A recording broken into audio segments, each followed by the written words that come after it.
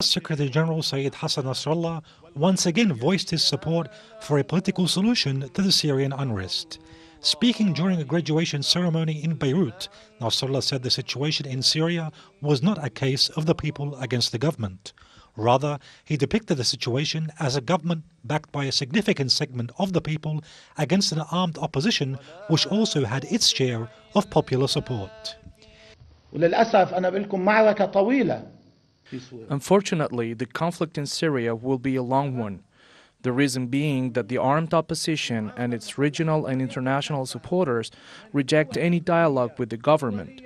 This means more armed confrontation and more bloodshed. He went on to accuse all sides who reject dialogue in Syria of participating in the crimes being committed in that country. He added that Al-Qaeda had also fallen into a joint Western Arab trap in Syria, pointing to how Al-Qaeda fighting the Syrian army was inflicting casualties on both sides to the satisfaction of the West.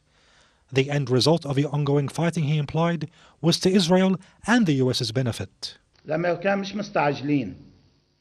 The U.S. is in no hurry for a solution because more killing of the armed opposition, more killing of the Syrian army, more killing of the Syrian security services, more killing of the different components of Syrian society means a weak, exhausted Syria, which will eliminate its role in the regional equation.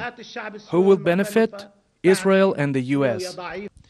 Hezbollah, along with Iran and Syria under Bashar al-Assad, form the backbone of a regional anti-Israeli alliance.